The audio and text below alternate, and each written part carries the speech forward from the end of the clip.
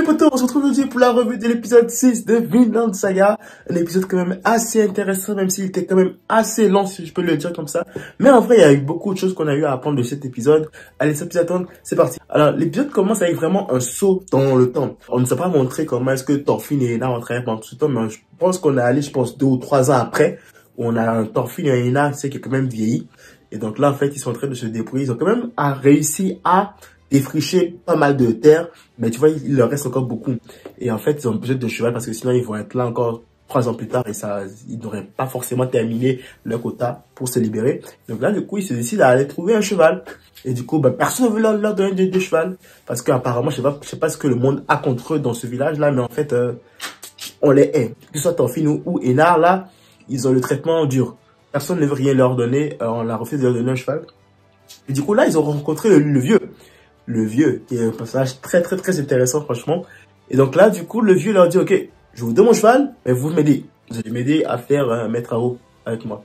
Là, c'est comme, ok, d'accord, on va le faire, on va t'aider, on va faire tes travaux. Puis là, on nous donnera le cheval. Donc du coup, ils ont eu le cheval, puis ils ont pu avancer dans leurs travaux. Jusqu'à un moment donné où, en rentrant voir le vieux, ils vont assister à une scène. On découvre que le vieux est en fait le père de Ketil. Parce qu'en plus d'être son père, il y a vraiment une relation assez conflictuelle avec son fils. En gros, en fait, les deux ne partagent pas les mêmes idéologies. Le vieux, qui trouve que avoir trop d'argent, c'est pas la peine, lui ne voit pas le but d'être plein aux as, alors que derrière, si tu dois tout le temps payer pour ta protection et que tu dois craindre de grands dangers à chaque fois, pour lui, c'est clairement pas la peine d'avoir de l'argent. Et t'as l'autre, son fils, qui en fait, lui, il aime l'argent, il a l'ambition démesurée et il veut toujours accroître sa fortune. Quitte à payer encore une fortune pour sa protection, quitte à payer des mercenaires, quitte à payer les soldats du roi, lui il s'en fout du moment qu'il est tuné à chaque fois, lui ça le va. Il y a cette dissociation là conflictuelle entre les deux hommes et du coup en fait c'est là que Thorfinn et Einar ont entendu un peu ce qui se passait. Et donc ils sont rentrés dans la salle et là on a vu que en plus de cette relation conflictuelle que Monsieur Svertek, je pense que c'est pas comme ça, le père de Ketil, a avec son fils, il y a une autre relation intéressante avec le serpent. En fait, le gars, il squatte chez lui. Le gars, en fait, je pense que c'est un SDF, en tout cas, je sais pas, mais en tout cas, il squatte chez le vieux, il mange sa bouffe, il fait tout pour le vieux. Et en fait, c'est une relation assez intéressante, père et fils, où ça se chamaille, mais tu sais, il y a un profond respect derrière, une sorte d'amour. Le gars n'aime pas forcément les mercenaires, mais lui, je sais pas pourquoi, il abrite le chef des mercenaires avec lui. C'est une relation qui ressemble un peu à une relation d'amour et de haine entre les deux. Et là, c'est intéressant parce que là, ce sera parfait pour la suite de l'histoire parce que là, on aura le développement du père de Ketil et aussi le développement du personnage du serpent qui, ma foi, est un personnage vraiment très important pour cette saison 2 de Vinland Saga. Thorfinn et Einar vont comprendre un peu plus la philosophie du vieux. En gros, le vieux, en fait, lui, il trouve que mieux vaut travailler dur, mieux vaut ne pas s'encombrer de richesses pour pouvoir vivre longtemps, pour pouvoir avoir une meilleure vie. Le vieux pense qu'en fait, son fils s'expose à plus de dangers du moment qu'il a plus d'argent. Il trouve que plus d'argent ne sert forcément à rien et donc ça ne fait qu'apporter des ennuis. C'est quand même une sorte de guerre idéologique entre le père et le fils et du coup, ça fait que leur relation n'est pas au plus beau jour. Et du coup, à côté, en plus, t'as le serpent qui, lui, est un peu comme un remplaçant de fils et qui est là toujours pour protéger le vieux, peu importe que le veuille ou non. L'autre point important de cet épisode aura été la renaissance de Thorfinn, si je peux l'appeler comme ça.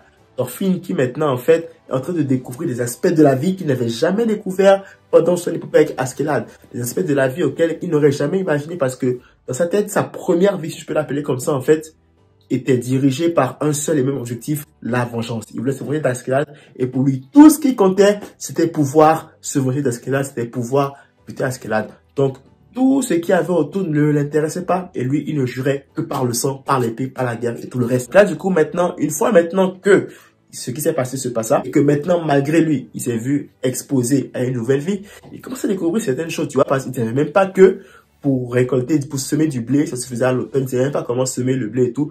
En fait, lui, quand il a quitté sa vie d'esclave, il est venu travailler comme esclave. En fait, lui, il faisait tout ce qu'on lui demandait de faire. Il n'a jamais cherché à savoir quoi que ce soit. Il satisfaisait juste ses besoins, il travaillait et puis c'est tout. Il n'avait jamais, à aucun moment, il n'avait en tête de redécouvrir tout ce qui entoure ou pas. Non. Lui, c'est juste travailler, s'occuper de ses oignons et c'est tout.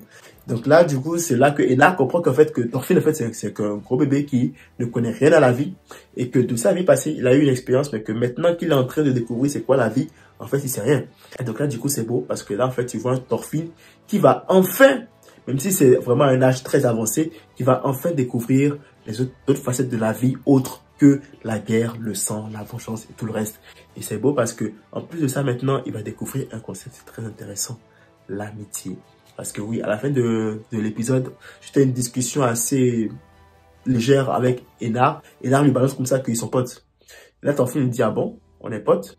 Et là, Enar comprend pas, il dit, sérieux, tu fous de moi là? On a passé toutes ces années là ensemble, on galère ensemble, tout ça. Et tu me dis qu'on n'est pas potes? C'est la première fois que Thorfinn a intégré dans sa tête que il y a un concept qui s'appelle l'amitié et qu'il est en train de l'expérimenter avec Enar.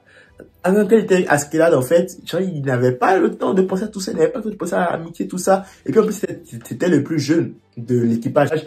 Il n'y avait pas d'enfant de son âge dans l'équipage Askeladd. Donc, à un moment donné, il ne pouvait s'imaginer expérimenter ce concept-là d'amitié, tu vois.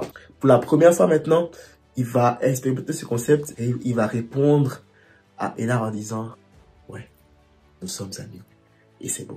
C'était vraiment beau. Je dirais qu'il était très bien, même si beaucoup diront que le pacing, vu qu'il n'y a pas de combat et que c'est juste des événements par-ci par-là qui arrivent, est un peu lent et un peu soporifique. Mais non, moi je trouve que c'est vraiment bien. Ça permet de continuer la narration de l'histoire de Thorfinn. Parce que ce qu'il faut comprendre, c'est que cette saison, en fait, nous montre la transition de vie de Thorfinn. À tel point, Thorfinn va commencer sa nouvelle vie alors que sa première venait de finir avec la mort de Askeladd.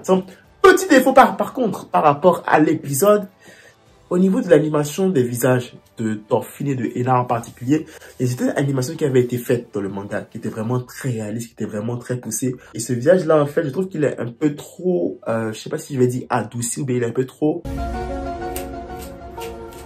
Je trouve qu'il est un peu trop animé à la légère. En mode, tu sais, il y a beaucoup de détails qui manquent. Genre, on sent pas vraiment la souffrance dans le visage de Thorfinn et de Enar. On sent pas que ce sont des esclaves. Oui, au niveau de leur corps, ça se voit que ce sont des esclaves qui ont souffert.